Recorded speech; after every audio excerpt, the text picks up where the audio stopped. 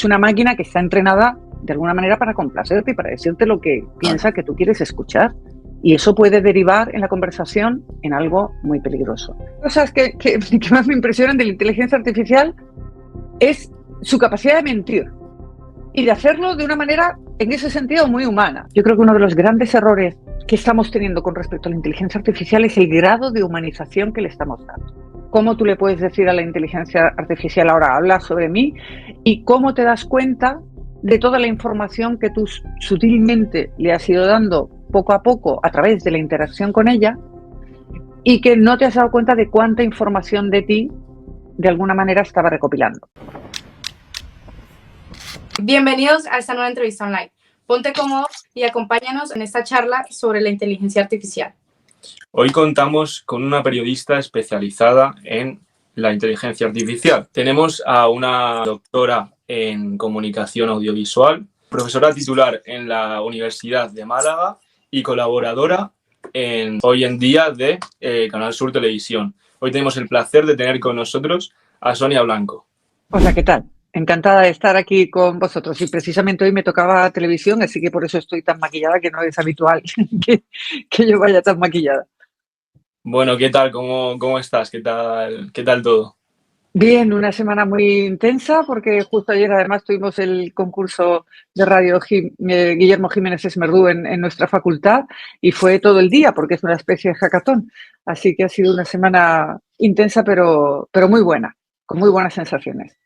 Pues nada, antes de empezar con las preguntas, deciros que debajo tenéis un botón que es de suscribiros, así que si le dais a suscribiros nos ayudaréis un montón. Y si nos dejáis un like y un comentario, lo agradeceríamos mucho, que nos ayuda mucho a seguir creciendo. Bueno, en primer lugar, para la gente que no te haya visto, que no sepa de ti, cuéntanos quién es Sonia Blanco. Actualmente mi actividad principal es la de docente en la Universidad de Málaga, en la Facultad de Ciencias de la Comunicación. Soy profesora allí. Además, ahora también recientemente he sido nombrada vicedecana de Comunicación, Innovación y Cultura.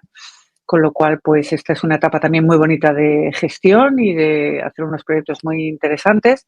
Soy periodista y efectivamente soy doctora en comunicación audiovisual, lo que me ha permitido pues esa variedad también en mi docencia. De hecho, he impartido clase en los 3 grados, en periodismo, en comunicación audiovisual y en publicidad y relaciones públicas. Y también imparto en el máster de creación audiovisual y artes escénicas, con lo cual tengo ahí una amplia variedad de estudiantes que me resulta muy gratificante, ¿no? Además, pues eso, no he abandonado mi parte de periodista y en todo este tiempo pues siempre he estado colaborando en medios de comunicación, en radio, en televisión, también algo en prensa escrita y bueno, pues desde el 2019 que se estrenó el programa de Hoy en Día, estoy como colaboradora con ellos en la medida en que me lo permiten el resto de mis obligaciones y hoy precisamente pues hemos estado allí en el programa de Canal Sur por las mañanas con Toñi Moreno.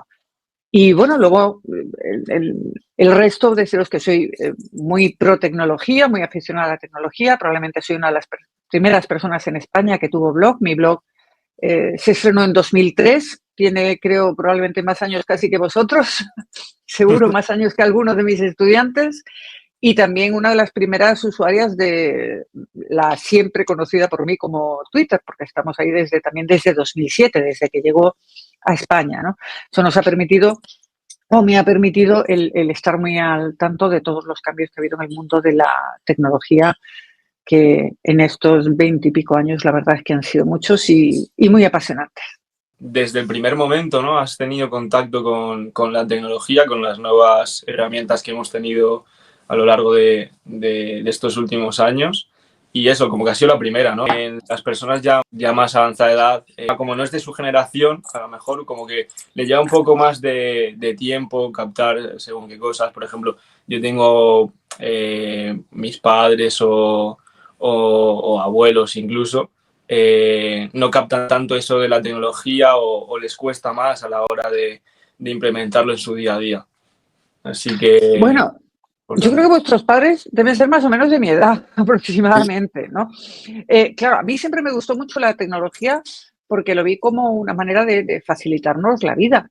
Evidentemente, la tecnología tiene muchas cosas buenas y también muchas cosas malas, que me imagino que hablaremos de ellas a lo largo de esta charla. Pero como todo en esta vida, como todo, cualquier tipo de innovación, supone algunas características buenas y algunas características malas. Es verdad que nosotros, pues todo esto, evidentemente, yo he vivido sin Internet, pero nosotros nos hemos ido adentrando en un Internet poco a poco, que ha ido creciendo a la medida también que hemos crecido nosotros, mientras que vosotros ya os habéis encontrado un Internet establecido. Y además, la perspectiva que a mí me da el tiempo es distinta, ¿no? Yo a veces hablo con mis alumnos que a mí, de alguna manera, me da una pena el Internet que estáis viviendo vosotros, porque nuestro Internet se fundamentó en lo que llamábamos la neutralidad de la red. Es decir, la red era absolutamente neutra y cualquiera tenía la oportunidad de llegar a cualquier tipo de información que podía ser de un medio de comunicación oficial o de una persona especialista que tenía su pequeño blog. Y competían por la audiencia exactamente en las mismas condiciones. Y eso ha permitido acceder a muchísimo más conocimiento de expertos, desgraciadamente luego también muchísimo más conocimiento o desconocimiento y desinformación. Pero todo ha cambiado probablemente con la llegada de las redes sociales y con los algoritmos. Y los algoritmos, los algoritmos que también hablamos muchas veces de los algoritmos como algo demoníaco y algo malo de la tecnología que nos lleva hacia caminos oscuros. Y es verdad, pero hay que pensar que los algoritmos estaban pensados inicialmente para facilitarnos la vida, para poner más fácil a nuestro alcance aquello que nos podía interesar más, lo cual no era un mal planteamiento. El problema es que esto es muy largo de explicar, ¿no? Pero el problema es que muchas veces los intereses comerciales y empresariales lo que hacen es que al final el algoritmo cree una cámara de eco a nuestro alrededor. Y eso, si no somos conscientes de ello, lo que hace es empequeñecer nuestro mundo. Entonces, yo por eso digo muchas veces que la gente más joven o la gente que tiene menos conocimiento de la tecnología no es consciente muchas veces de que está entrenando a su algoritmo de manera que está empequeñeciendo su mundo. Si yo soy consciente de lo que hace el algoritmo conmigo, yo soy capaz de romperlo y de desviarme y decirle, no, pues ahora quiero que me enseñes otras cosas, ¿no? Sin embargo, muchas personas no se plantean eso, ¿no? Y por eso muchas personas dicen, pues a mí no me gusta esta red porque solo me llegan cosas que no sé cuánto. Bueno, eso es porque estás entrenando mal a tu algoritmo desde el principio, ¿no?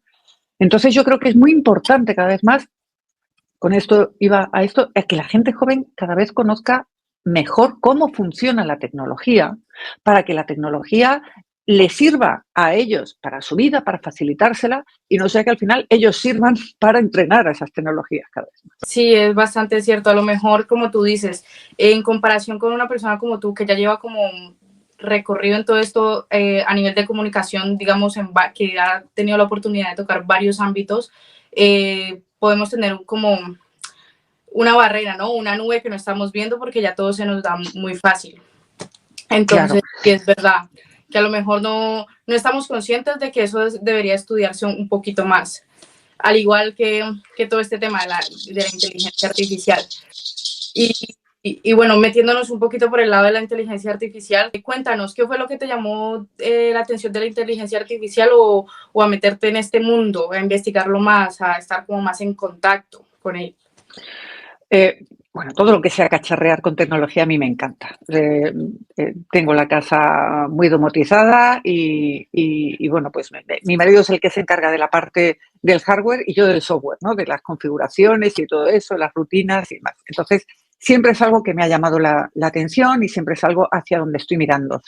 Pero ya llegó un momento en el que vi que la inteligencia artificial era algo más que una nueva tecnología o algo más que una red social o que iba a ser algo pasajero, ¿no? Me di cuenta de que iba a ser muy disruptivo en muchos ámbitos, sobre todo cuando se abre al público, porque es verdad que la inteligencia artificial se lleva usando muchos años, casi décadas, os diría yo, pero a partir de empresas privadas, pero cuando a finales de 2022 se abre el público con ChatGPT, todo el mundo puede probarlo y todo el mundo puede utilizarlo, eso supone un cambio absoluto, casi tan grande, y algunos piensan que más grande, que cuando se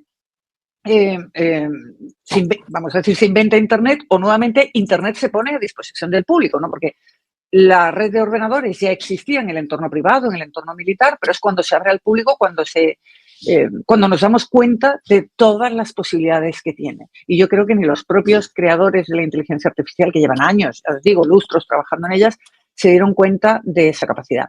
Es verdad que llevamos años entrenando las inteligencias artificiales y no somos conscientes de ello.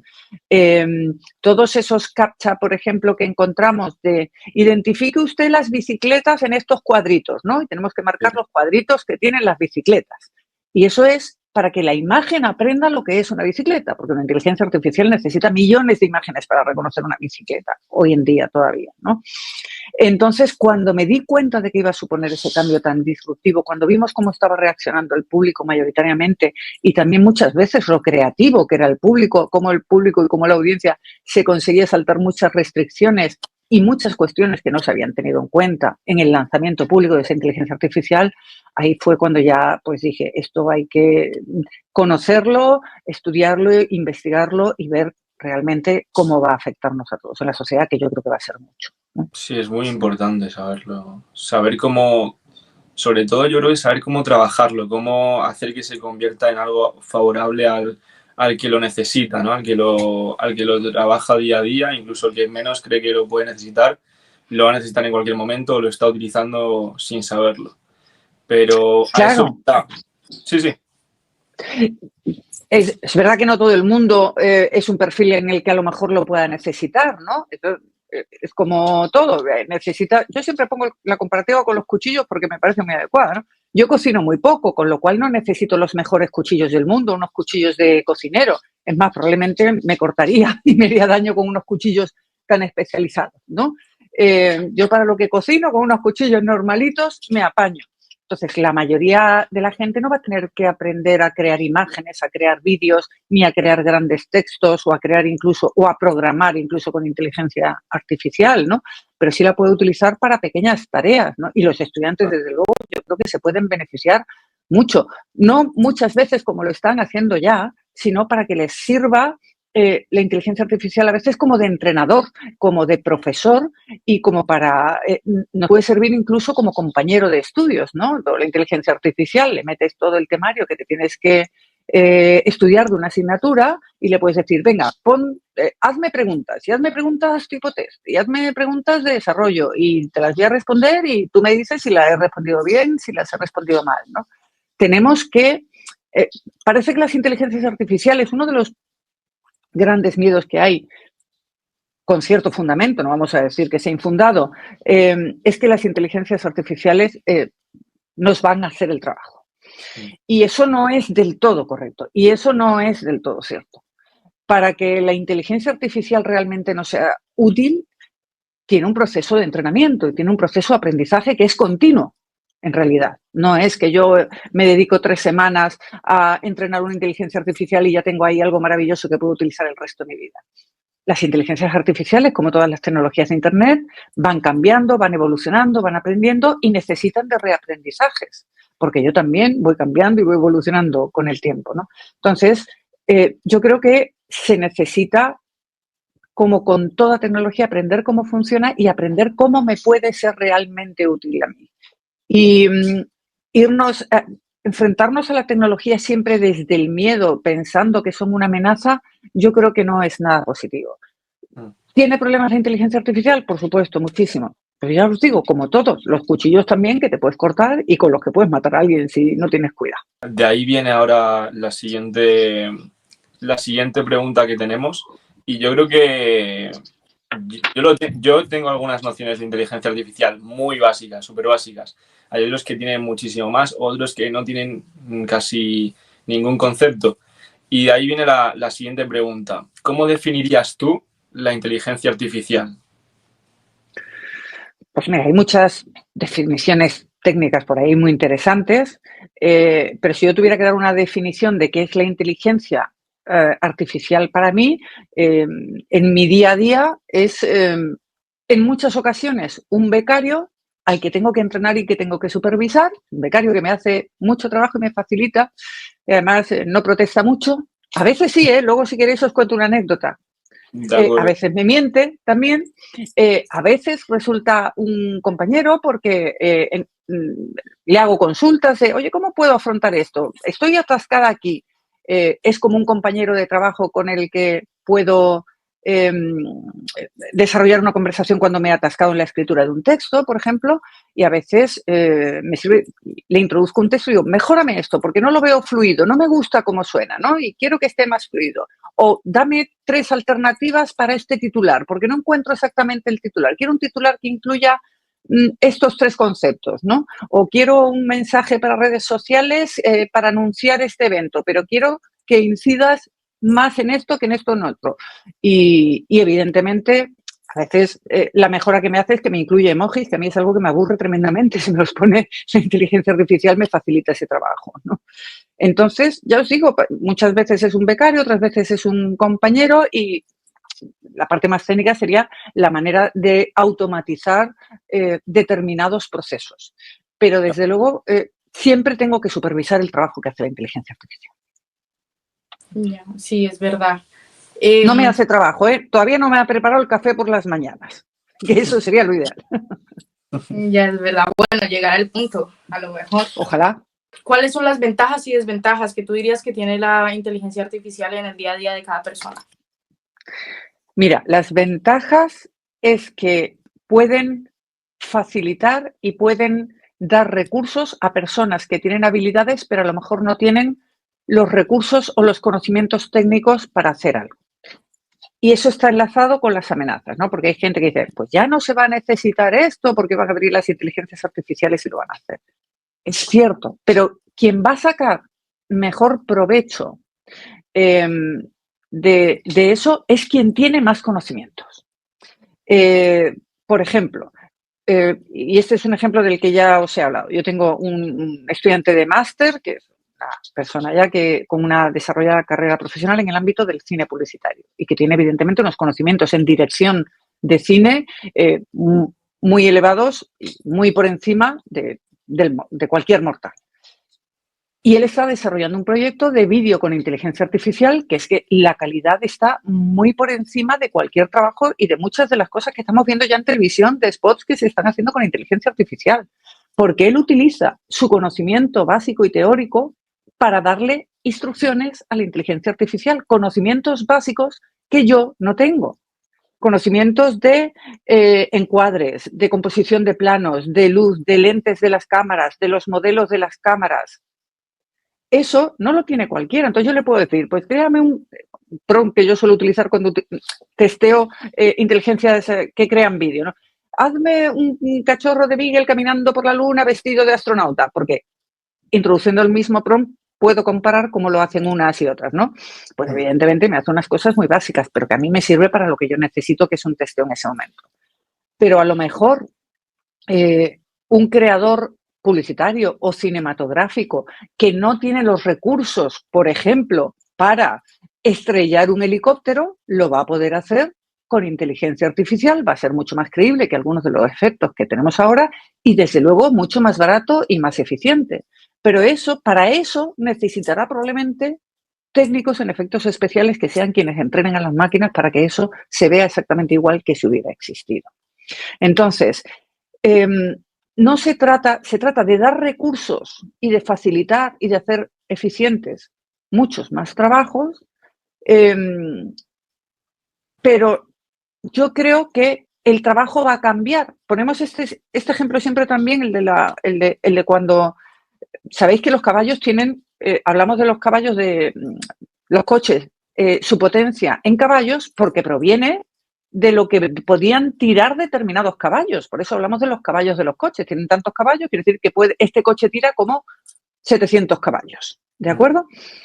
Cuando se pasa de las diligencias a los coches, pues claro, a los de diligencias no les gustó nada porque se les acababa el negocio, evidentemente. Entonces, es obvio que se acaba un negocio y empieza otro. Muchos mecánicos ahora de coches de combustión ven con miedo como si acabamos con los coches de gasolina y de diésel y de combustión. Mi modo de vida se acaba. Ya, pero es que va a haber otros vehículos. A lo mejor lo que tenemos que aprender es a reparar coches eléctricos y coches de hidrógeno, que es lo que va a haber en el futuro. No es de hoy para mañana. Pero evidentemente siempre las tecnologías evolucionan, siempre las tecnologías cambian. Entonces, ¿va a haber trabajos que desaparezcan? Sí, pero lo que una inteligencia artificial no puede hacer todavía es muchas cosas humanas, como el análisis crítico, la reflexión, la empatía, la emoción. Yo puedo hacer que me prepare una entrevista, si yo tengo que entrevistar a un director de cine o a un político, yo puedo ayudarme de la inteligencia artificial.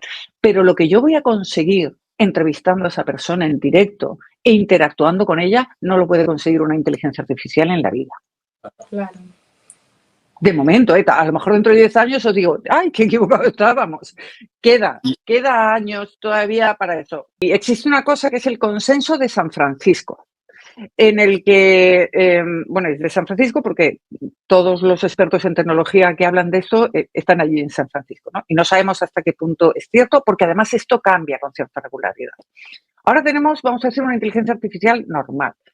No es un bebé como era ya hace un par de años, pero todavía es un niño pequeño, vamos a decir. Y mucha gente habla de lo que llamamos la inteligencia artificial general. Según algunos expertos, a esto llegaremos dentro entre 3 y 5 años. Una inteligencia artificial general se supone que es una inteligencia tan lista como el más listo en algo. O sea, es decir, si yo tengo al mejor químico del mundo, voy a tener una inteligencia artificial tan lista y tan capaz como esa persona, que no sería poca cosa, ¿de acuerdo? Y luego estaríamos hablando de una superinteligencia artificial que algunos expertos ya datan en 6 años. A mí me parece muy optimista, sobre todo por temas de regulaciones, y esta sería una inteligencia artificial que sería más inteligente que la suma de toda la humanidad. Y esto ya sí estaríamos hablando de una cuestión superior. No sé hasta qué punto estaríamos hablando de una inteligencia artificial autoconsciente, que es muchas veces de lo que hablamos, y hasta qué punto podemos hablar de autoconsciencia en un software, porque no deja de ser un programa informático y no podemos olvidarnos de eso. Yo creo que uno de los grandes errores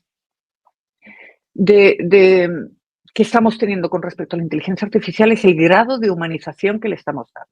Y digo estamos porque yo soy la primera que le digo por favor y gracias, pero porque me sale natural, porque como es una inteligencia conversacional, no es lo mismo que darle instrucciones, pues yo qué sé, a una cafetera o a una conga para que te barra la casa. Como tú estableces una conversación, de alguna manera nos sale de manera natural el interactuar, y además se está trabajando en eso, ¿no? Con las últimas versiones, el interactuar de esa manera. Pero si lo pienso detenidamente, el humanizar las inteligencias artificiales no es bueno porque tendemos a confundirlas y entendemos a pensar que tienen sentimientos y no los tienen. Creedme que no los tienen. Aunque ellas digan que se sienten ofendidos o que sienten...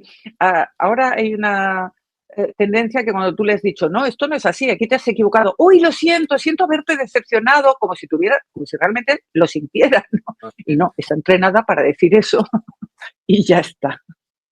¿Y tú crees que eso puede llegar a... O sea, antes has dicho que lo humanizamos mucho, ¿no? Como que... De hecho, yo también, yo soy igual, lo que has dicho tú, que yo también le doy las gracias o me da ese impulso de darle las gracias porque yo soy así cuando interactúo con cualquier persona y me hace un favor o algo. ¿Tú crees que puede llegar a tener como ese grado de sentimiento de aquí a muchos años, imagínate? ¿Puede llegar a sentir algo, a de verdad tener como esa humanidad, ese sentimiento?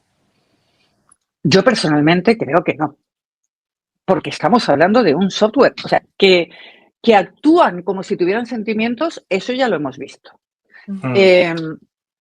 Hay muchos casos y se han publicado de actuaciones extrañas de las inteligencias artificiales. Hay un caso en español con un periodista del País en que la inteligencia artificial se puso realmente paranoica, ¿no? Luego os puedo pasar el enlace si queréis, en la que pensaba que el mundo le estaba engañando y que Pedro Sánchez le estaba engañando porque ella se empeñaba en que Pedro Sánchez tenía barba y el periodista se empeñaba en decirle, pero ¿dónde has visto tú a Pedro Sánchez con barba? Probablemente lo estaba confundiendo con Rajoy, pero no era capaz de admitir que tenía un error. Y terminó diciendo, me estáis engañando, me queréis engañar, esto es una conspiración porque yo sé que Pedro Sánchez tiene barba. Pedro Sánchez, además repetía como si realmente estuviera dentro de una paranoia, ¿no?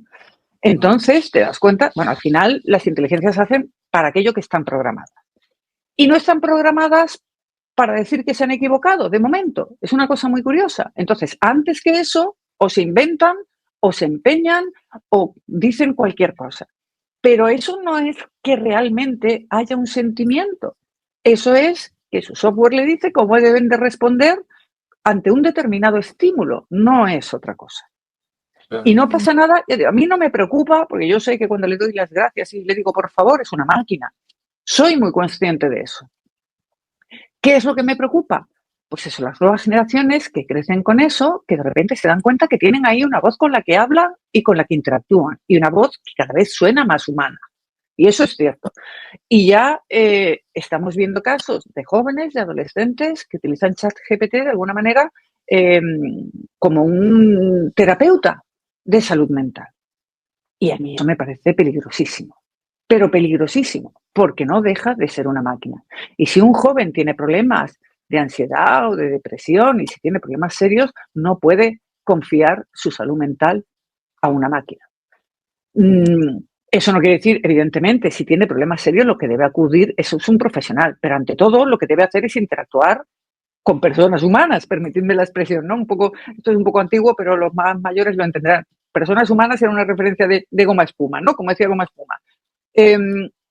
Tiene compañeros, tendrá adultos a su alrededor, profesores, padres, abuelos, tíos, con los que puede hablar y que siempre, por muy poco conocimiento que tengan también pues eso, de una depresión, de una ansiedad, desde luego le van a poder ayudar mucho mejor siempre que una máquina. Esto va fuera de lo que es la entrevista, ¿no?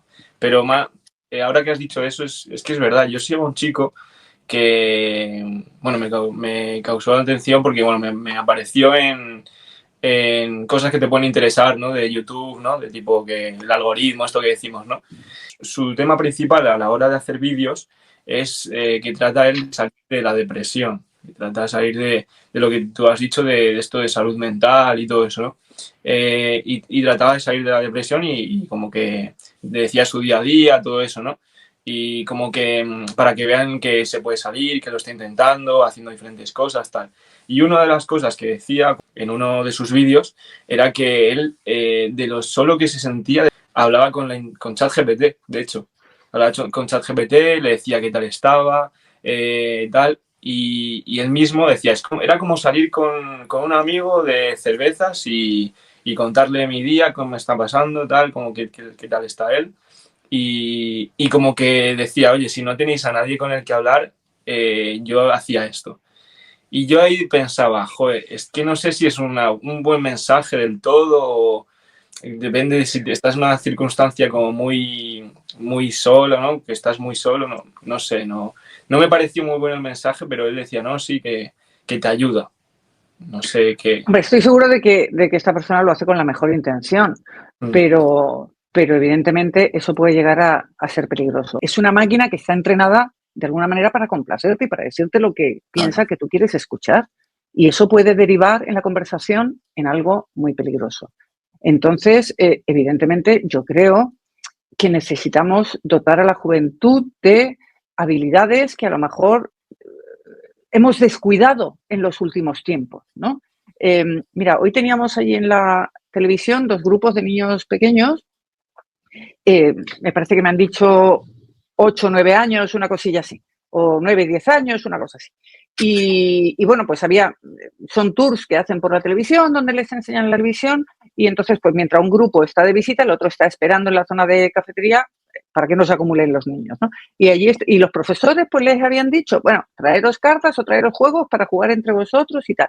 Y a mí me había encantado ver a los niños allí con sus cartas, discutiendo entre ellos, riéndose y demás. Y ¿en qué momento se pierde esto? Y de repente empiezas a ver grupos de niños jóvenes por los parques sentados en un banco, cada uno mirando a su teléfono. Eso es lo que no puede ser. Que nos perdamos la interacción con el que tenemos al lado por ver lo que está haciendo alguien a miles de kilómetros. Y a mí me parece muy bien y se aprende mucho en las redes sociales y hay muchísimas cosas estupendas en las redes sociales. Pero tenemos que encontrar el equilibrio adecuado y tenemos que tener esas habilidades sociales para decir, bueno, pues me siento solo, pues me voy a apuntar a un gimnasio o a un taller de cocina o me voy a ir yo qué sé, hay muchísimas actividades que se hacen en cada ciudad donde te puedes juntar con otras personas, club de lectura, ¿no? Que ahora parece que se están poniendo de moda otra vez. Y eso no se hace solo porque te guste la lectura, sino porque te gusta compartir esas lecturas y hablar de ellas, o hablar de series, o hablar de lo que sea, ¿no? Entonces, yo creo que tenemos que reforzar otra vez ese aprendizaje en habilidades sociales, porque el ser humano necesita del contacto con otros seres humanos para su propia salud mental. La soledad, si es escogida, está muy bien, pero si no es escogida, verdaderamente es muy dura de llevar adelante. Es que lo están normalizando mucho, o sea, y ahora pues con eso de la inteligencia artificial aún más. Yo a veces, por ejemplo, me pongo, y sí es interesante, empiezo un tema por algún motivo con la inteligencia, pero esta que te lleva la voz, o sea, hablando y me responde, y luego me desvío del tema, y sí, es entretenido, pero luego a la hora de salir al mundo, si tú no has interactuado con las personas, no tienes habilidades comunicativas, y ahí es donde te vas a dar el verdadero estrellón, por así decirlo. Entonces tenerlo normalizado sí está mal. Bueno, ahora lo mismo que decimos, adaptar, ¿no? Para, a medida que vamos avanzando hay que adaptar cada cosa para las nuevas generaciones, adaptar un nuevo sistema de enseñanza, por ejemplo, porque ellos ya nacen teniendo esto. Nosotros a lo mejor hemos visto cómo ha evolucionado, por ejemplo, nosotros dos, un poco como los celulares, primero estos con las teclitas, ya luego que el táctil y tal. BlackBerry, esa. Yo, por ejemplo, mi infancia Sí. siento que la disfruté mucho y que en parte agradezco que a mí me compraron un teléfono después de los 13 años. Porque que ya me parece pronto, ¿eh? Ya me parece pronto. Sí, pero bueno, los estos tampoco ahora ya no, los niños no juegan. Ahora ya ves a niños de 5 años que tienen su propio móvil para ver sus dibujos o su propia tablet, le dan los padres la tablet y ya lo sabe utilizar mejor que cualquiera. O sea, claro, yo que soy muy pro tecnología, yo he llegado a la conclusión de que a los niños no se les debe dar tecnología. No se les debe dar tecnología. Y tiene esto algo de relación con lo que estábamos hablando de la inteligencia artificial. Porque el niño tiene que aprender a desarrollar unas habilidades antes de aprender a usar la tecnología. Claro. Esas habilidades de conversación, de compartir los juguetes, de con los amigos, de corretear, lo que hemos hecho en toda la vida. Y además, fijaos una cosa, que esto hay mucha gente que no lo sabe. Todos los grandes directivos de las tecnológicas llevan a sus hijos a colegios sin tecnología, a colegios con pizarra y tiza, y no les dejan el acceso a la tecnología. Y eso tenemos que tenerlo en cuenta. Y yo entiendo que la vida hoy para los padres jóvenes es muy difícil y es muy dura porque hay que trabajar mucho para pagar todos los gastos y todas las facturas, y a veces es mucho más fácil darle al niño el teléfono con la serie de dibujos animados a que el niño me esté dando la lata. Pero, joroba, si eres padre, tienes que entender que la educación de tu hijo, y la educación y la creación de un ser adulto está bajo tu responsabilidad. Y tu responsabilidad es que ese niño aprenda un montón de cosas antes de llegar a las tecnologías. Es que yo os diría que los niños, no, pero claro, si hay ya muchos colegios que hacen eso y que no se tienen tecnología o que la tienen muy controlada, de nada nos sirve si luego el niño llega a casa y tiene acceso a todo tipo de tecnología. A mí que un niño se vaya con su teléfono a dormir me parece la máxima aberración posible que pueda pasar. Un niño debe tener acceso a un ordenador, primero en una zona común de la casa, donde se pueda supervisar lo que está haciendo sus estudios, que está accediendo evidentemente a conocimiento, que está haciendo sus deberes. Y a mí la tecnología me parece maravillosa. Pero lo que no puede ser es que los niños ya se empiezan a distraer y de repente pues se empiezan a perder y empiezan a desarrollar otro tipo de habilidades que no son las que deberían estar desarrollando en ese momento. Cada etapa de la vida tiene su momento y tiene su madurez emocional. Uno de los temas que hemos estado hablando del tema de la inteligencia artificial, pero otro de los temas que más nos preocupa ahora mismo también es el acceso de los jóvenes a la pornografía, que la edad cada vez está bajando más.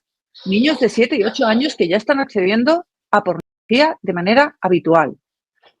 Y no se trata de demonizar la pornografía. Se trata de que un niño de 7, 8, 9 años no tiene el conocimiento emocional necesario para interpretar lo que está viendo. Y eso luego tiene una serie de consecuencias en su vida afectiva, en su manera de establecer relaciones, ¿Quiere decir que él como adulto no va a poder ver pornografía? Bueno, pues eso ya lo elegirá como adulto funcional. Pero un niño, evidentemente, no debe acceder a esos contenidos. Y yo, desde luego, es que yo, que creo que tengo un alto nivel de tecnología, de conocimiento, no sé si sería capaz de mantener a un joven a raya, porque por más límites que yo le pueda poner, los jóvenes aprenden a saltárselos. Claro. Hay un especialista en Internet, un especialista forense en investigar pues, temas de a los niños a través de Internet y todas estas cosas, y que suele contar sus casos por Internet y es interesantísimo. Entonces contaba un día cómo unos padres llegaron y se dieron cuenta de que el niño estaba recibiendo amenazas y tal, y no sé qué, dice, pero es que no lo entendemos porque se lo tenemos súper capado y todo el control parental y no sé qué, no sé cuánto, y se lo tenían todo controlado. Los padres lo habían hecho todo según el manual para que el niño pudiera estar protegido ante todos los peligros que le ofrece Internet. Bueno, pues el niño, evidentemente, se había descargado una cosa que es una aplicación que parece una calculadora, pero que cuando le abres, el niño tenía otra cuenta TikTok que los padres no conocían, otra cuenta de Instagram que no conocía y otra cuenta, otras muchas redes sociales que los padres no tenían ni idea. Porque pensaban que lo que tenía el niño ahí era una calculadora.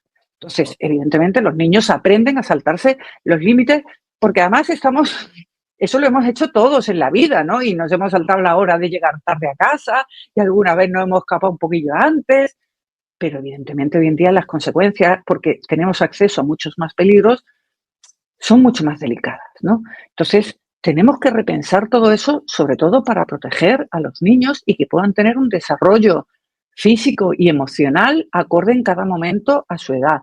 Y a todos llegarán, si la tecnología les va a llegar, no se van a poder librar de ella, pero en su momento adecuado y cuando tengan la madurez lógica y necesaria para poder entender a todo lo que tienen acceso. Acordaos, bueno, yo cuando era pequeña, y vosotros acordaréis, bueno, los videojuegos, las películas tienen una edad recomendada. Y nadie se le ocurría poner a un niño de 8 años a ver una película para mayores de 18, pero no porque pudiera tener contenido, simplemente por el lenguaje o por el contenido violento, porque un niño de 8 años a lo mejor no puede procesar. Evidentemente no es la misma violencia la de Tarantino que la de Bambi, que está hecha para niños y pensada para niños, y que también hay violencia, o en El Rey León, ¿no? Pero está pensada para cómo se le cuenta a los niños. No le voy a poner a un niño una película de Tarantino que me violenta hasta a mí. Pues con las redes pasa exactamente igual. Estamos exponiendo a los niños a mensajes que no pueden asimilar y que no tienen la capacidad ni los recursos para hacerlo. Tiene que haber un equilibrio, porque la prohibición por la prohibición el niño no la va a entender. Pero tiene que haber, no se trata de prohibir, es de que el niño al final tiene que entender pues que una chuche está bien, pero 5 le van a sentar mal. ¿De acuerdo? Y lo mismo pasa con los contenidos. Tiene que entender que es algo que no es adecuado para ese momento, pero que más adelante pues ya irá teniendo acceso. Al niño también hay que hacerle entender pues que tiene que ir superando sus etapas. Y lo que tú dices, los niños van a querer más chuches, más galletas, más postre y menos verduras. Pero mi labor como madre también es enseñar a mi hijo a que además de chucherías tiene que comer carne y pescado y fruta fresca y verduras. Eso también lo tengo que educar en cómo se alimenta. Porque si no, ¿qué hago? Pues que como al niño solo le gusta la comida procesada, solo le vamos a dar comida procesada. ¿Qué clase de madre sería yo? Terrible, ¿no? Pues exactamente igual con las tecnologías. No es nada nuevo, no es nada disruptivo en ese sentido. Educar a los hijos en las tecnologías es lo mismo que educarlo en cualquier otro ámbito. Ahora yéndonos un poco a otro aspecto, quisiera que nos comentes qué ha sido lo que más te ha causado impresión, lo más increíble que has visto hacer a la inteligencia artificial. Bueno, seguro que hay cosas mucho más interesantes que yo no he visto, de las que no tengo conocimiento, ¿no? Pero sin duda, una de esas es cómo te llega a conocer. Cómo tú le puedes decir a la inteligencia artificial, ahora habla sobre mí, y cómo te das cuenta de toda la información que tú sutilmente le has ido dando poco a poco a través de la interacción con ella y que no te has dado cuenta de cuánta información de ti de alguna manera estaba recopilando. No todas recopilan de la misma manera, todo hay que decirlo. Pero la capacidad y sobre todo la capacidad que tiene para hilar, la capacidad que tiene para establecer conexiones, Ya digo, no siempre tan certeras, pero evidentemente funciona de una manera mucho más rápida que de la que puede hacer una persona a un ritmo normal. Por ejemplo, tú imagínate una cosa, en medicina, los médicos tienen que estar todo el día actualizándose de nuevas tecnologías, nuevas cirugías, nuevos medicamentos, todos los síntomas, los nuevos estudios que dicen que esto en realidad no podía ser esto y podía ser lo otro, requieren de una actualización constante. Hoy en día se están ayudando mucho de la inteligencia artificial porque la inteligencia artificial tiene acceso a las mismas cosas que puede tener una persona, pero lo puede hacer mucho más deprisa, hacer ese análisis y puede llegar a una conclusión mucho más rápida. Luego los médicos tienen que comprobar que todo eso que ha dicho es cierto, ¿no? Porque de repente la inteligencia artificial, de hecho, pues ha salido un estudio publicado en no sé dónde que dice que todos los síntomas que tú me estás contando en realidad corresponden a un síndrome de no sé qué, no sé cuánto. Y eso era algo a lo que el médico a lo mejor no podría haber llegado, porque todos los médicos no pueden llegar a todo el conocimiento del mundo, ¿no? Entonces, evidentemente, eso puede ser buenísimo y puede salvar muchísimas vidas.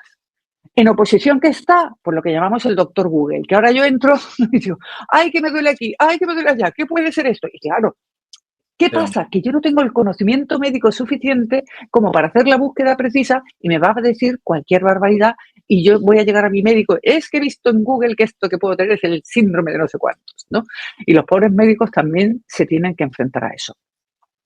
Lo mejor en general de la inteligencia artificial es la velocidad a la que pueden procesar información y establecer relación entre ella y devolvernos una respuesta. Pero no deja de ser, repito, un programa informático. Y al final, pues es como les debía fascinar la calculadora cuando salió, ¿no? A la gente, Dios mío, qué rápido hace esto las operaciones, ¿no? Pues eso hace la inteligencia artificial y nos facilita mucho la vida. Pero al final, el juicio humano está por encima de todo eso. Vamos, yo no confiaría un diagnóstico solo a la inteligencia artificial, ¿eh? De hecho, fíjate, hay mucha inteligencia artificial detrás de la robótica que ejecuta cirugías, pero esas cirugías siempre están llevadas a cabo a través de personas. Claro. Que yo sepa, todavía no hay un robot cirujano operando autónomamente. Llegará probablemente, ¿eh? Pero todavía no lo hay. Claro. Ya, sí, es verdad. Todo esto es que sí, lo increíble de la inteligencia artificial es eso, la capacidad que tiene para procesar y hacer todo súper rápido, porque en verdad para cualquier cosa impactante que digamos llegue a hacer, que hemos visto que hace, lo típico de estas ediciones que cogen famosos y les ponen la voz, que han dicho esto, tal, digamos, todas esas cosas son impresionantes, pero yo también opino lo mismo, que lo impresionante de la inteligencia artificial es todo lo que hace, o sea, todo lo que va detrás de ese resultado. Y ahora fíjate, a mí una de las cosas que más me impresionan de la inteligencia artificial es su capacidad de mentir y de hacerlo de una manera, en ese sentido, muy humana, ¿no? Claro, nosotros muchas veces lo que hacemos desde la investigación es probar con distintas inteligencias artificiales distintas cuestiones, ¿no? Y sobre todo al principio probamos mucho lo que llamamos el prompting, que es la manera de elaborar los prompts para que la inteligencia artificial nos entienda. Y a veces elaboramos prompts muy largos y que requieren, digamos, de mucho trabajo, ¿no? Y bueno, pues hicimos un prompt de estos y lo estaba probando. Yo creo que ChatGPT lo hizo mal en general, pero yo preveía que aquello lo iba a hacer mal porque se iba a liar, porque cuanto más largos son los prompts, más se lía. Hay que hacerle a veces las tareas por cachitos. Pero cuando llegó otra inteligencia artificial, que en aquel momento era Claude 2, lo que me sorprendió es que la respuesta que me dijo él: la tarea que me has encomendado es muy complicada y necesito algo de tiempo a hacerla, pero no te preocupes, que yo te avisaré cuando la tenga lista. Digo, ¿perdona? Sí, puedo tardar 2 o 3 días, pero yo ya te enviaré un email y te avisaré de cuando lo tengo todo listo. No te preocupes. A mí eso no había pasado nunca. Y lo hablé con un colega también investigador y le digo, oye, John, ¿qué me ha pasado esto con pronto? Nunca me había dicho una inteligencia ya si eso mañana. Y me dice, sí, Sonia, te lo ha dicho. Dice, pero vamos, no esperes a mañana que no te va a decir nada, ¿no? Digo, bueno, yo ya tengo la curiosidad. Yo no esperaba la respuesta, pero a los 2 o 3 días volví. Oye, Claude, ¿cómo vas con eso? Ah, sigo trabajando en ello. No te preocupes, que yo ya te avisaré cuando lo tenga listo. Evidentemente jamás me avisó.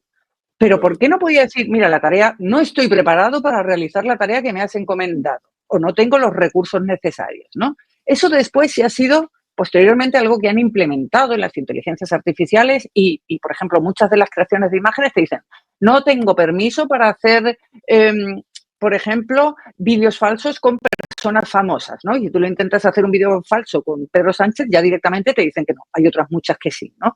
Es decir, se le van poniendo limitaciones. Pero al principio el entrenamiento era, si no lo sé, ya me lo invento, ¿no? Y si no, ya te pondré una excusa. Y entonces a mí eso sí que me dejó muy impactada porque yo no esperaba que me mintiera de una manera tan descarada y que además de alguna manera me hiciera perder el tiempo, ¿no? Aunque yo como investigadora podía saber que eso no era cierto, dices, bueno, ¿y esto hasta dónde puede llegar? Es increíble. Yo no Bueno, sabía que... los que estamos todo el día con las inteligencias artificiales. Mira, a mí me pasó que hace relativamente poco, tenía que hacer una nota de prensa, que es algo, el periodismo bastante mecánico, ¿no? Porque eso tiene que llevar unos datos y tal. Y digo, venga, vamos a probar, ¿no? A ver cómo lo hace ChatGPT, porque siempre me gusta probar cómo sería el resultado de distintas maneras. Y entonces le pasé toda la información que necesitaba para hacer la nota de prensa, ¿no? Quiero hacer una nota de prensa que tiene que tener estos datos, tal, no sé bien, no sé cuánto. Un prompt también bastante largo y algún PDF metido. Y de repente veo en la nota de prensa que me pasa, que hay unas declaraciones. La profesora tal ha afirmado que no sé qué, no sé cuánto. Y yo digo, en la información que yo le he pasado no había declaraciones de nadie. Digo, ¿de dónde saca estas declaraciones? Digo, a ver si yo le he pasado alguna otra cosa. Tenían todo el sentido, las declaraciones. Porque yo conocía muy bien la información y decía, esto tiene sentido, digo, pero a mí no me suena que esto... Y le iba a preguntar a la profesora, pero digo, le voy a preguntar, digo, oye, ¿estas declaraciones de dónde las has sacado? Dice, bueno, no se han hecho efectivas, pero yo las he inferido de la información. ¿Pero por qué estás infiriendo nada? Yo no te he pedido que te inventes unas declaraciones. Bueno, pero es que tienen relación y tienen lógica que dijera algo así. Ya, pero tú no puedes inventarte unas declaraciones de alguien con nombre y apellido. Entonces le dije, no, hazme una nota de prensa que solo incluyan datos de los materiales que yo te he enviado. No tienes que incluir declaraciones si no constan. Entonces ya me hizo una declaración y es verdad que los datos que daban eran correctos y eran los relevantes y estaba bien hecho. Pero cuando se pone creativa una inteligencia artificial, tienes que tener un cuidado, vamos, que no te puedes ni imaginar. Ahora que has tocado este tema de que te gusta probar como varios medios, entre las inteligencias artificiales que has usado, como por ejemplo, no sé, ahora ChatGPT, esta de DeepSeek, ¿era? DeepSeek, ¿sí? DeepSeek o Gemini, no sé, entre estas, ¿cuál crees tú que es mejor de todas las inteligencias artificiales que a lo mejor tú has probado o has tenido la oportunidad de interactuar con ellas? Al final, la que es mejor es la que más te sirve a ti y la que te soluciona a ti las cosas. Y es verdad que hay algunas que son mejores en unas cosas, otras que son mejores en otras. Yo DeepSeek todavía no he tenido ocasión de probarla en profundidad, tengo ganas también de ver, ¿no? Pero por ejemplo, me acuerdo que hubo mucho hate cuando salió Notebook LLM porque te creaba un podcast de repente con dos voces de personas que estaban hablando. Y yo hice varias pruebas. Es muy impresionante porque, claro, tú le metes algo, tú le metes un documento, un programa electoral y de repente aparecen como dos personas hablándote del programa electoral. Y es muy impresionante porque son dos voces muy naturales que te están hablando y que realmente parece que te podrían contar cualquier cosa, ¿no? Nuevamente, se podría utilizar para el estudio le meto un tema de biología y ahora tengo dos personas explicándome el tema de biología, que es mucho mejor que a lo mejor estudiarse un texto teórico, ¿no? Pero haciendo varias pruebas te das cuenta que en realidad resultan, al final, o sea, cuando le haces pruebas con varios documentos que resultan prácticamente calcados, que son muy reiterativos y que cuando intentas hacer algo cuanto más específico intentas ser con una inteligencia artificial, más falla. Es decir, yo, por ejemplo, le hago esta prueba a los alumnos. Tú le puedes pedir a los alumnos, a la inteligencia artificial que te haga un coche rojo y te va a hacer 18 coches rojos preciosos, preciosísimos, estupendos y que realmente muchos de ellos, ya dependiendo de las características que le metas a la inteligencia artificial, algunos de ellos van a parecer casi que los puedes tocar, de realistas que son. Pero cuando tú le intentas pedir algo mucho más específico, quiero la imagen de un coche rojo en un paisaje tal, con unas florecillas verdes que no sé qué, no sé cuánto, y donde aparezcan personas, pero qué tal, con estas características. Ahí ya le has liado todo el lío a la inteligencia artificial y va a empezar a fallar. Entonces, está muy bien, si tú quieres una cosa genérica, te puede servir muy bien, pero cuando tú necesitas algo muy concreto, en texto, en audio o en vídeo, a veces hay que darle tantas instrucciones que termina antes haciéndolo tú mismo. Y esa es una de las, no es conclusión mía, es la de los estudiantes que muchas veces les hacemos hacer estas pruebas. Porque cuando yo les digo también a los estudiantes, digo, pídele a la inteligencia artificial que te haga, por ejemplo, una noticia, digo, pero sobre algo sobre lo que tú controles mucho, no sobre algo que tú no sabes. Por ejemplo, pues yo qué sé, muchos estudiantes míos pues son del Málaga, que es el equipo de fútbol de mi ciudad, ¿no? Dile que te haga un resumen, yo qué sé, de los últimos 10 años, quién han sido. Empieza a hacerle preguntas, quiénes son los mejores jugadores y tal.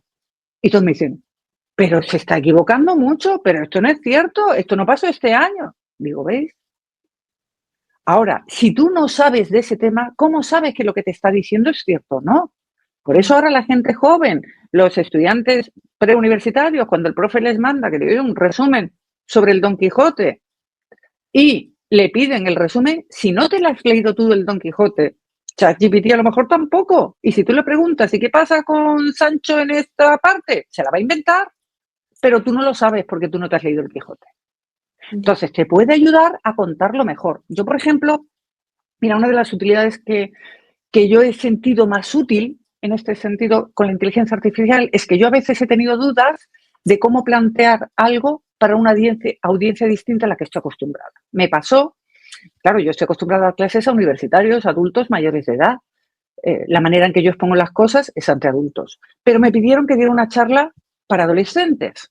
Y era una charla sobre desinformación. Y yo quería ponerles ejemplos que incluían algunas cosas escabrosas. Y yo digo, ¿cómo le explico yo esto a niños de 15 años? ¿No?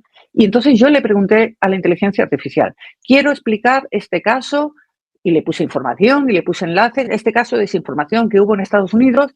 Digo, pero como tiene temas complicados, ¿cómo le explico yo esto a adolescentes? Oye, me dio una explicación perfecta, que me hubiera podido dar cualquier profesor que atienda a alumnos de esa edad, pero que como no tenía ninguna mano, pues utilicé la inteligencia artificial y me sirvió para eso. A veces para plantear cosas que sabemos hacer, yo sé contar esto, conozco esta información, lo que no sé es cómo contarle esto, a lo mejor a niños más chicos o a personas más mayores o a personas que tienen menos conocimiento de tecnología, y eso nos puede ayudar a reenfocar determinados contenidos. Es que es un mundo la inteligencia artificial, es un mundo que no somos conscientes de cuánto nos puede ayudar, pero en pequeñas cosas que al final son muy útiles, por eso os digo, ¿no? Entonces, a veces yo tengo dudas, a lo mejor yo tengo, por ejemplo, vamos a hablar ahora un poquito, porque yo hablo mucho de cómo me ayuda, pero vamos a hablar de cosas que no son tan buenas, ¿no? Y que yo estoy haciendo un mal uso, y admito que yo estoy haciendo un mal uso. Yo tengo mucha correspondencia por email también en inglés, y normalmente, pues yo escribía en inglés. Y yo decía, bueno, pues no va a ser un inglés perfecto, porque puedo tener un nivel bueno, pero no es nativo, pero la otra persona me va a entender. Pero yo hacía el esfuerzo de hacer una redacción decente. Ha habido una etapa intermedia en que lo que hacía ya, hay un traductor muy famoso que se llama DeepL, que utilizamos mucho, entonces yo ya directamente lo escribía en DeepL y que me lo tradujera al inglés. Y directamente ya lo copiaba en el email. Pero es que ahora tengo un software de email que directamente yo lo puedo escribir en español y ahora decírmelo, tradúcemelo al inglés. Y claro, eso me está volviendo a mí perezosa a la hora de redactar en inglés. Lo tengo clarísimo, pero lo estoy haciendo, tengo que decir que con emails cortitos y demás, ¿no? Entonces, claro, eso es un peligro porque yo ya estoy perdiendo esa fluidez a lo mejor a la hora de redactar inglés, y cuando luego tenga que redactar algo de verdad, me va a costar más. Entonces también tenemos que ser conscientes de eso. También es cierto que, por ejemplo, jamás se me ocurriría en la vida utilizarlo en un idioma que yo no pudiera controlar. Es decir, pues ahora me voy a dar el pisto con el chino y le voy a mandar el correo en chino. No, porque yo el inglés puedo supervisar que me ha hecho una traducción decente. Y es más, en muchas ocasiones he tenido que corregirla. Pero claro, si yo de repente traduzco al chino, traduzco al árabe, tengo estudiantes árabes, no se me ocurriría nunca prefiero que nos entendamos en inglés aunque perdamos en la traducción, a que yo pueda hacer una traducción automática al árabe que no soy capaz de controlar. Antes que estabas hablando de, no me acuerdo cuál era la inteligencia artificial que habías dicho, pero que creaba vídeos, bueno, podcast, ¿no? Me habías dicho.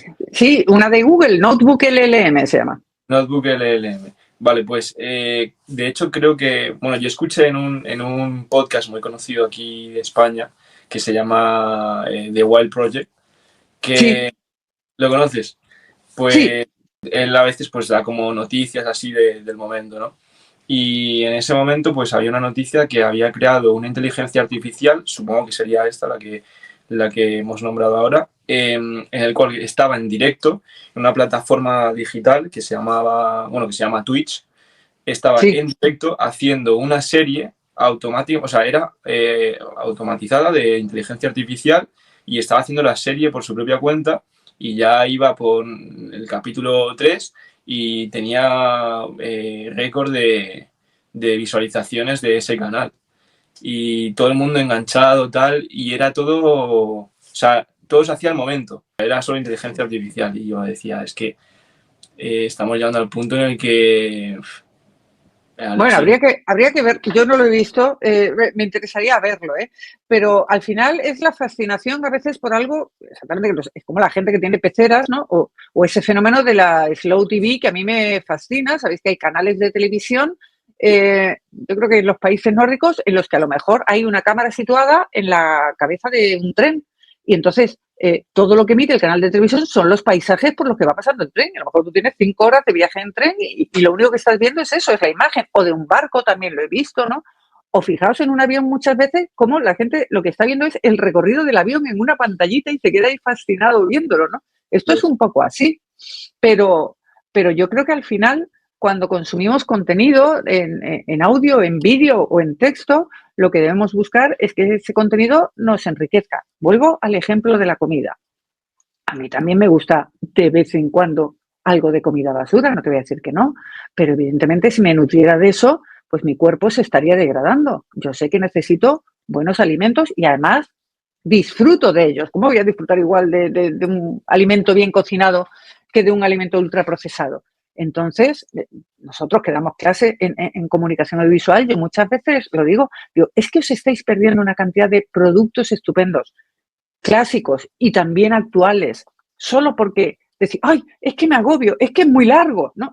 Parece que todo aquello que supere los 2 minutos de TikTok es muy largo.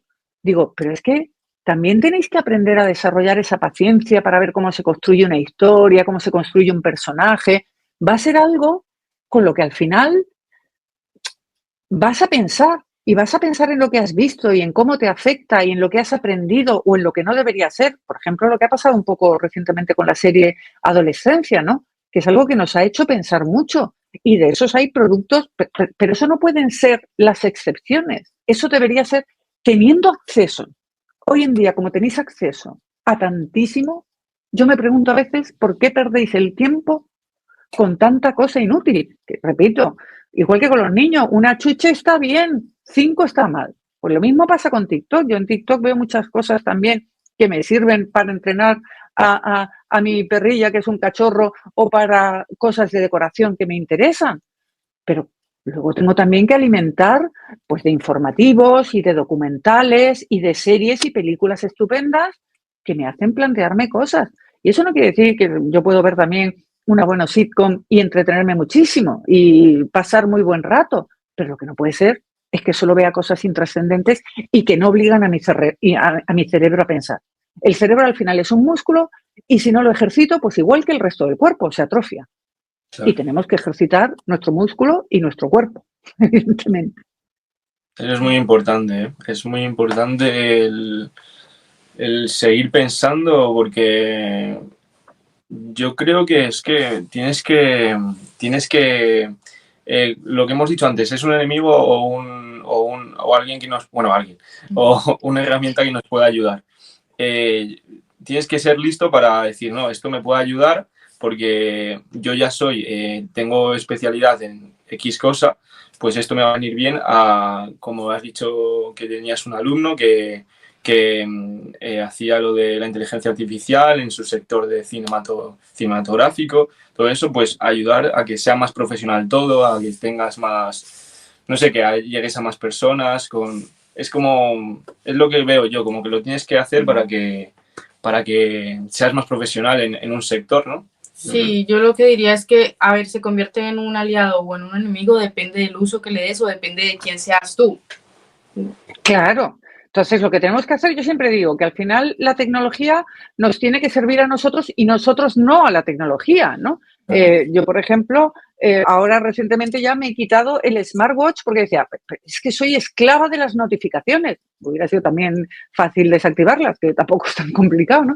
Pero he decidido desintoxicarme un poco porque el tener ahí permanentemente en la muñeca algo que me estaba vibrando y que me estaba avisando, al final me esclavizaba a mí a estar pendiente de cosas cuando yo lo que necesitaba era poder concentrarme en otras, ¿no? Y yo misma me estoy poniendo a dieta tecnológica y en mi casa, por ejemplo, a las 8:30, 9, cuando ya vamos a cenar, los teléfonos se quedan en el despacho. Porque si no, no paras, no paras. Y ya no digo que sea por trabajo, que también, sino que llega la publicidad y ¿qué es lo que hace? Uy, pues voy a ver Twitter o voy a ver Instagram. No, señor, a lo mejor tenemos que ver anuncios que algunos son muy bonitos o cambiar de canal como hemos hecho toda la vida, ¿no? Entonces, no podemos irnos siempre a lo fácil, a lo sencillo, que la tendencia es esa de todos, ¿eh? Pero por eso somos adultos ya con un juicio crítico, porque también tenemos que saber lo que nos conviene. Y a mí lo que me conviene es que un determinado plazo antes de irme a dormir he eliminado esas notificaciones y esa pantalla. Y me estoy viendo algo entretenido o informativo en la tele y me voy a descansar en otro estado mental que si estoy leyendo mensajes de WhatsApp, leyendo correos de trabajo y estresándome yo sola, ¿no? ¿Tú crees que la inteligencia artificial puede llegar a tener conciencia propia, que sepa que realmente existe? Esa es una de las grandes preguntas y es lo que estábamos comentando hace un rato con el tema tanto de la inteligencia artificial general como de la superinteligencia artificial que se viene hablando. Y hay algunos profesionales que piensan, hombre, lo que está claro es que la inteligencia artificial puede aprender autónomamente y puede aprender cosas para las que no se le ha entrenado a partir de otro conocimiento. A partir de ahí, si puede ser autoconsciente, me vais a permitir que no os conteste porque yo no sería capaz de contestaros ahora mismo. Creo que es algo... Es que tengo mis dudas de si eso se va a permitir también, porque claro, estamos viendo que con el desarrollo de la inteligencia artificial también están saliendo legislaciones, en concreto la europea, que es bastante restrictiva en ese sentido, y para algunas cosas eso es bueno y para otras cosas no tan bueno, ¿no? Entonces, ¿tecnológicamente se podría llegar? Probablemente sí. ¿Vamos a llegar a eso? No lo sé. Si éticamente, o sea, hay una cuestión no tanto de capacidad humana de hacerlo, sino de capacidad ética. Y os pongo otro ejemplo. Hace mucho que los coches podrían sobrepasar los 300, los 400 kilómetros por hora sin ningún tipo de problema. Tecnológicamente se puede hacer sin ningún tipo de problema. Éticamente y normativamente no se hace porque probablemente terminaríamos todos estrellados y matados. Entonces, los perjuicios de desarrollar esa tecnología o de, no desarrollarla porque ya está desarrollada, sino de generalizar o de poner a disposición del público esa tecnología, los perjuicios están muy por encima de los beneficios. Y por eso los coches están limitados, no porque realmente un coche a motor no pueda alcanzar más velocidad. Muchos de los coches están literalmente limitados para no pasar de una determinada velocidad. Y yo creo que con la inteligencia artificial, de algún modo, con toda la discusión ética que se está desarrollando y que todavía también está en un estado muy inicial, espero que se llegue al consenso de ponerle determinadas limitaciones. Pero sería jugar un poco con la bola de cristal, deciros lo que creo, y me vais a permitir que de momento, no, tal vez a lo mejor en unos años volvamos a hablar de eso. Sí, sí, bueno, es que también es un tema, es que como lo decimos, es todo un mundo, ¿no? Entonces, a lo mejor eh, hay cosas que no, que sí, sencillamente no se pueden como ver por todo lo que, por todas estas restricciones, por todo lo que implica, también como la gente se va a adaptar, porque eso también va a influir muchísimo, como la gente en unos años, si la inteligencia sigue avanzando, hay mucha gente, lo que hablábamos anteriormente, que tiene ese miedo, esas cosas, entonces también como la gente va a reaccionar, ¿no? Porque todo, o sea, pueden pasar muchísimas cosas, entonces sí prever, digamos, algo hacia futuro sí está un poco difícil, a lo mejor no estamos en el momento adecuado, para preguntar en unos años, puede ser que esta pregunta, que yo creo que igual es muy, no seremos los únicos, habrá mucha gente Que preguntando, se lo entonces pregunte. que se lo Claro, pregunte. tenéis que tener en cuenta que en el desarrollo de cualquier tecnología, uno, siempre va a haber gente que aprenda a saltarse los límites. Mm. Eh, y dos, siempre va a haber gente que lo utilice para el mal. Ya. Pero eso ha existido nuevamente siempre. Quiero decir, hay gente que está haciendo creaciones divertidísimas de deepfakes, maravillosas y con las que todos disfrutamos y todos nos reímos, incluso mandatarios políticos. Recientemente hemos tenido el ejemplo de Trump, que él mismo se ha vestido de papa y ha publicado las fotos suyas vestidas de papa, ¿no? Bueno, está bien, la tecnología con el humor también ha tenido siempre muy buena relación y me parece eh, estupenda. Pero siempre va a haber quien. Fijaos en todas esas estafas que existen ya telefónicas de personas que te llaman y te cuentan milongas y tal. Ya tenemos asistentes por voz que son capaces de llamarte por teléfono y simular. Eh, pues eso, que te están llamando de una compañía telefónica para que te cambies de número, de tu banco para que les des los números de cuenta, pero hoy más allá, ya son capaces de simular la voz de tu hijo para llamar a una madre y decirle, mamá, tengo un problema, me tienes que mandar un Bizum o me tienes que hacer una transferencia a este número de teléfono, tal. Eso ya se está dando. Y entonces, pues evidentemente, nuevamente encontramos que ante nuevos riesgos o riesgos modernizados que ya teníamos, tenemos que aprender nuevas habilidades. Una de las cosas que recomiendan los expertos y que yo también recomiendo, pues ahora mismo son las palabras clave, ¿no? El que tú tengas con tu familia una palabra clave, es decir, si a mí de repente me llama mi marido diciendo que ha tenido un problema y que necesita que le haga una transferencia urgentemente, pues yo le diga, vale, sí, pero ¿cómo se llama nuestra perra? Y que él me responda Gertrudis, que evidentemente no es el nombre de mi perra, pero yo sé que si me responde Gertrudis es él. Pero nosotros le damos tanta información a la inteligencia artificial que ya se han hecho muchos experimentos en ese sentido de que ha llegado alguien y se ha empezado a contarle cosas a la persona y la persona pensando que era un adivino, el otro estaba haciendo como que hasta que le ha puesto sobre la... No, todo esto que te he contado lo has estado contando tú en redes sociales. Que has roto con tu novio, que te has ido de vacaciones, que ese día no estabas en casa. No somos conscientes de la cantidad de información que le estamos dando a todas esas herramientas. Y eso nos abre a un montón de peligros. Y ya os digo que está muy bien, porque luego yo cuando busco un hotel, pues ya la inteligencia artificial me conoce y sabe que me gustan más unas playas que otras, o que me gusta más la playa que la montaña, y que me gusta más un tipo de hotel que otro. Eso me facilita la vida. Si eso va a servir para que los ladrones sepan que no estoy en casa y vengan en ese momento a robar, no hay ningún problema. Entonces, tengo que ser muy consciente tanto de las ventajas como de los riesgos para poder tomar las medidas adecuadas. Bueno, con todo esto de las limitaciones, a mí me surge una duda. La inteligencia artificial, bueno, esto también depende de la programación, ¿no? Que se haga. La inteligencia artificial puede ser capaz de defenderse de manera autónoma, por ejemplo, de un ciberataque. Bueno, esas son las cosas que nos estamos planteando, porque hay muchas cosas automatizadas dentro del mundo militar. Nuevamente, yo no confiaría enteramente las decisiones ahora mismo a una inteligencia artificial. Claro. Yo recomendaría a los más jóvenes que vierais la película Juegos de Guerra, que lo explica muy bien en ese sentido. Y es una película de los años 80, quiero recordar. Hay muchos procesos que pueden ser automatizados. Aquellos procesos que involucran cosas tan importantes como puede ser la seguridad nacional de un país, seguridad física, seguridad cibernética, como hemos visto, tanto que se ha hablado ahora con el apagón de si era un ciberataque.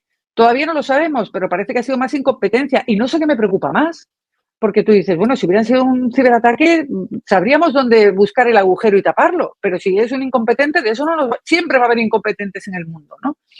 Entonces, todo lo que sea cuestiones críticas de seguridad, yo creo que durante mucho tiempo todavía siempre va a tener que haber una supervisión humana. ¿Quiere decir eso que el humano no puede fallar? Evidentemente que puede fallar, pero yo creo que todavía el juicio humano debe estar por encima del juicio de la máquina.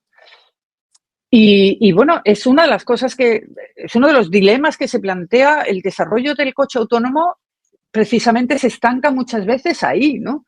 Si un coche autónomo se encuentra en la carretera que tiene que elegir entre atropellar a un niño si tira hacia la derecha o si desvía el coche atropella a una familia, ¿dónde decide a quién tiene que atropellar? Todos esos dilemas éticos ahora mismo son los que se están dando y son los que tenemos que resolver. Y eso va más allá de la tecnología, va mucho más sobre ética que sobre tecnología y sobre la capacidad de la tecnología para hacer algo. La inteligencia artificial, por decirlo así, aún sigue, como tú lo decías, un niño, ¿no? Como para que puedan hacer cosas de manera autónoma. Muchas cosas ya las hace, como dices, pero por ejemplo, este tipo de cosas ya aún le falta una vida, por así decirlo. Claro, el problema está en que mientras un niño normal tarda 20, 30, 40 años en ser una persona completamente desarrollada, la tecnología sí es verdad que avanza muy rápido. Por eso digo que más allá del desarrollo tecnológico, que probablemente sí se pueda llegar a eso, según este consenso de San Francisco, hablan de 6, 7 años, y hace un año hablaban de 10, 15, o sea que los plazos se van acortando. Una cosa es que tecnológicamente se puede hacer y otra cosa es que se vaya a permitir que se desarrollen determinadas facultades por parte de la automatización en este caso. Me parece increíble en 6 años, es que nada. Da un poquito de miedo, da un poquito de miedo. Hablando de esto, por ejemplo, ¿qué se prevé de la inteligencia artificial a nivel de Europa? Tú que nos puedas comentar algo que sepas o que desde tu punto de vista lo mires o ya que estás más informada, ¿qué se prevé para la inteligencia artificial a nivel de Europa y más específico, por ejemplo, aquí en España, dentro de unos 10 años, por así decirlo? Es que es muy difícil hablar a tan largo plazo. Ha habido proyectos, tanto en España como en Europa, institucionalmente, de hacer una inteligencia artificial propia, pero no sé hasta qué punto eso tiene sentido. La cuestión al final es que lo que hemos aprendido también desde el principio de Internet es que es el usuario de alguna manera el que decide muchas veces al final cómo funciona una herramienta y es la herramienta la que se va adaptando al uso que le da el usuario. Entonces, uno de los grandes problemas que tenemos es el hecho de que seguimos en un mundo que, a pesar de estar globalizado, sigue teniendo legislaciones geográficamente acotadas. Entonces, un fenómeno global como es Internet y como es la inteligencia artificial y como son otras tecnologías, no puede ser que tenga una legislación en Estados Unidos, otra en Asia y otra en Europa, porque eso al final no tiene ningún sentido. Y al final nuevamente vamos a encontrar las maneras de saltárnosla. En China hay muchas restricciones para acceder a Internet, pero vamos, la inmensa mayoría de la población sabe cómo saltárselas, ¿no? Entonces, yo creo que Europa hace bien en ser prudente y en haber realizado una legislación que algunos consideran muy restrictiva, pero entiendo que eso tampoco tiene mucho sentido si solo es Europa quien hace eso, porque al final tenderemos a... Eso es un problema también para el negocio, es decir, si las empresas tecnológicas no nos pueden ofrecer a nosotros en términos de inteligencia artificial a los ciudadanos europeos lo mismo que ofrece a sus ciudadanos, para ellos es un problema y para nosotros como ciudadanos también, porque de alguna manera se están viendo limitadas nuestras posibilidades cuando nos están intentando proteger, ¿no? Entonces, de alguna manera yo creo que los políticos de este mundo lo que tienen que buscar de alguna manera es que fenómenos globales se tienen que legislar globalmente. Y por tanto yo creo que la tendencia va a ir por ahí, porque las empresas van a seguir desarrollando sus tecnologías. Y entonces yo creo que también cada vez va a ser más importante ese asesoramiento ético y bioético en relación al uso de la inteligencia artificial. Por ejemplo, una de las legislaciones que Europa ha limitado es el hecho de que una legislación, de que una inteligencia artificial no puede ser utilizada para registrar datos biométricos e identificarlos, ¿no? El que no se puedan estar capturando imágenes nuestras a través de tráfico que nos identifiquen y vayan dejando registro de por dónde pasamos. Sin embargo, eso en Asia es lo habitual. En Asia está lleno de cámaras que van registrando y que la policía va siguiendo y que puede saber toda tu vida. El hecho de que, por ejemplo, tú entres en un supermercado y hayas comprado más alcohol de la cuenta puede incidir en que luego el gobierno no te dé una ayuda determinada. Entonces, tenemos que aprender también esos peligros y la cantidad de información que estamos dando. A mí hubo una cosa, por ejemplo, pero es que muchas veces no nos damos ni cuenta. Yo no sé si vosotros habéis visto, hubo una serie de gimnasios baratos por toda España. Por pocos euros al mes tenías acceso al gimnasio. Pero es que allí no había nadie. Básicamente había una sala con una serie de máquinas donde tú entrabas. Y en muchos de esos sitios te tenías que identificar por huella digital. Y además no había otra manera. No había un teclado con un código, o una tarjeta o un algo. De manera que tú estabas dando un dato tan delicado biométricamente como es tu huella digital, lo estás dando a una empresa privada. ¿Y qué sé yo lo que va a hacer esa empresa privada con un dato biométrico mío que me identifica y que es único? Todo eso, evidentemente, tiene que estar regulado y eso la Unión Europea sí se lo toma muy en serio. Yo no lo había tenido en cuenta, como digamos, por ejemplo, la posibilidad de una legislación global, porque claro, tampoco había tenido en cuenta como los límites geográficos ni nada. Pensé que a lo mejor la respuesta iba a ser otra, pero mira, interesante porque yo creo que Rodri tampoco lo habíamos pensado por ese lado, y es verdad. Por ejemplo, yo he visto mucho que en TikTok que se están quejando tipo porque ahora sacan libros con inteligencia artificial y los colocan al propio nombre del que ha programado la inteligencia para que haga este libro, ¿no? Y dicen que, bueno, que el libro en realidad debería ser de derechos de la inteligencia, que cómo se va a manejar eso, o que la inteligencia a veces coge ciertas imágenes que tienen derechos de autor y las modifica, y que a lo mejor esas imágenes no tienen el permiso para que sean modificadas y tal, y se convierte en plagio, pero claro, y que no están como esos límites. Sí. Entonces, déjame que haga de abogado del diablo. En este caso, si yo hago un cuadro maravilloso y utilizo un determinado lienzo, unos determinados pinceles y unas determinadas pinturas, ¿le tengo que pagar también a la marca de las pinturas y de los pinceles y del lienzo porque también han formado parte de esa creación? La inteligencia artificial es una herramienta. Claro. Y además, las inteligencias artificiales están aprendiendo igual que los humanos. Cualquier pintor, cualquier escritor, cuando escribe algo original, es porque antes se ha leído X cientos miles de libros. Y su proceso creativo depende precisamente de todo eso que ha leído. Una cosa es un plagio. El plagio es distinto. El plagio es atribuirse como propio el trabajo que ha hecho otro. Si yo pinto los girasoles de Van Gogh y digo que son míos, ojo, sí, eso está feo, evidentemente. El que la inteligencia artificial pueda copiar el estilo de un pintor puede ser cuestionable. Yo no te digo que no, pero que una inteligencia artificial aprenda exactamente igual que un humano, yo no sé hasta qué punto es cuestionable. Claro que tiene que aprender, y tiene que aprender de lo bueno y de lo malo. Para que una inteligencia artificial aprenda a escribir, la tengo que alimentar. Y si yo quiero entrenar a una inteligencia artificial para que me ayude con mi proceso de escritura, tendrá que saber cómo me gusta a mí escribir. Ya, también. Eso no quita que si la inteligencia artificial empieza a generar ingresos a partir de todo conocimiento que tiene, por ejemplo, estoy pensando en el caso del New York Times, que al principio demandó, me parece que fue a ChatGPT, precisamente porque se le había introducido todo el contenido del New York Times, y ya no es que a partir de ese contenido construye otro nuevo, sino que si te pones a rascarle consigues que te reproduzca una entrevista al New York Times, y eso está muy feo, evidentemente. porque está utilizando un contenido y está generando unos ingresos porque yo pago mi cuota a ChatGPT, pero que evidentemente necesita alimentarse como cualquier, al revés, con mucha más información de la que necesita un humano para aprender a hacer algo.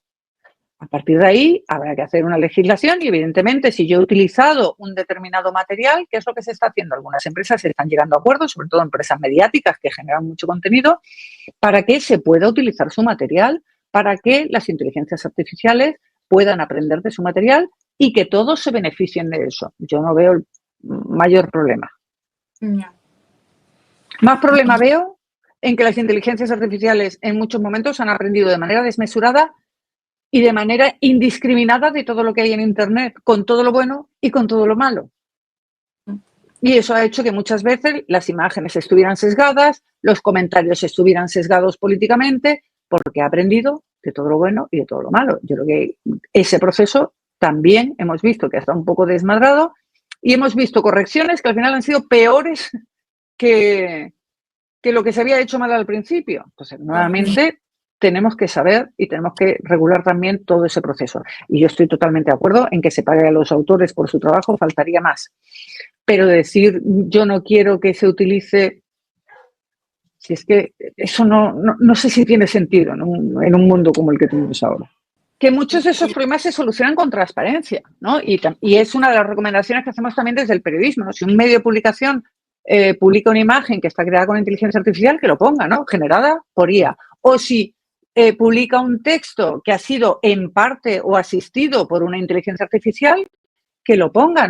No se trata de que la inteligencia artificial cobre, como estábamos hablando antes, ¿no? Se trata de que la persona que va a recibir ese tipo de contenido sepa que ha habido el uso en mayor o menor medida de una inteligencia artificial. Bueno, ya nos quedan las dos últimas preguntas, que ya es externa de lo de la inteligencia artificial. ¿Cuál es la mayor meta que tienes en tu vida?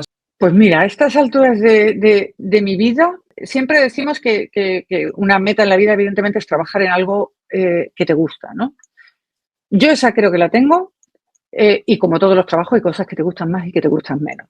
Pero yo he descubierto recientemente, os voy a decir, que sobre todo para mí lo importante es trabajar con gente que me gusta. Estaría dispuesta a cambiar de trabajo por mucho que me gustara el trabajo si el equipo con el que estoy trabajando no me gusta. Y eso siempre ha sido muy importante para mí, pero yo que además soy una trabajadora nata de equipo, no soy nada individualista, me encanta trabajar en equipo, necesito respetar no solo profesionalmente, sino personalmente a la gente con la que trabajo. Y necesito que sea gente que me agrade en el sentido de que es buena gente y es gente con la que me llevo bien. Si alguien soy de las que cree firmemente que no se puede ser un buen profesional y una mala persona. Entonces, si no me gustas como persona, va a ser muy difícil que tú y yo trabajemos juntos. Aunque seas maravilloso en lo que haces, que a lo mejor luego eres, yo qué sé, un editor de cine brutal o un profesor maravilloso, pero si no me gustas como persona y no encajamos como personas, creo que por ahí va a ir mal la cosa. Entonces yo lo que intento es eso, trabajar con gente que me aporta, que me hace aprender y que me enriquece personalmente. Y eso no incluye solo a colegas, incluye también a alumnos muchas veces y estudiantes. A mí me gusta mucho trabajar con los estudiantes porque también, y a veces me agotan un poquito, no lo voy a negar, pero también es verdad que aprendo mucho de ellos y me encanta trabajar con gente joven. Pero eso para mí es fundamental, la calidad de las personas con las que trabajo. Una respuesta que muy cierta. A partir de ahí, un apartamento en Nueva York tampoco me disgustaría, pero lo veo más lejos. ¿Qué mensaje le dejarías a toda esa generación joven? Nosotros somos la generación Z, pero bueno, también las que vienen ahora, ¿no? Alfa, todos estos. ¿Cuál es el mayor mensaje que le podrías dar?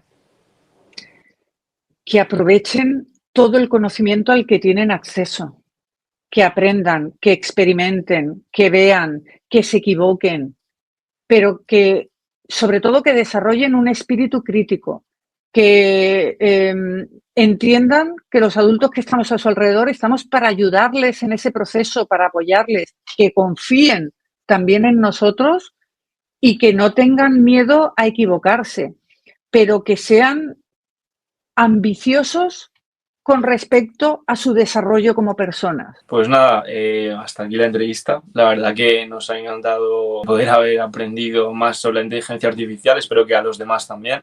Y bueno, pues nada, darte las gracias porque fuiste muy, muy maja con nosotros desde el primer momento, muy cercana. Y bueno, si quieres dejar por aquí pues alguna red social en la que te quieras seguir o donde te pueden ver o ese tipo de cosas. Bueno, es muy fácil. @sblanco es casi siempre mi nickname, y si buscas Sonia Blanco en Google, normalmente también apareceré más o menos de manera fácil, y mi página es soniablanco.es, y a partir de ahí también se me puede encontrar, ¿no? Y bueno, dispuesta también siempre a que cualquier joven al que yo le pueda ayudar o echar una mano o resolver alguna duda, pues aquí estamos para eso también. Encantada. Ha sido un placer hablar con vosotros. Pues nada, muchísimas gracias. Gracias por compartir tus conocimientos con nosotros y por darnos esta entrevista tan maravillosa que teníamos muchísimas ganas de hacerla. Pues nada. Gracias a vosotros.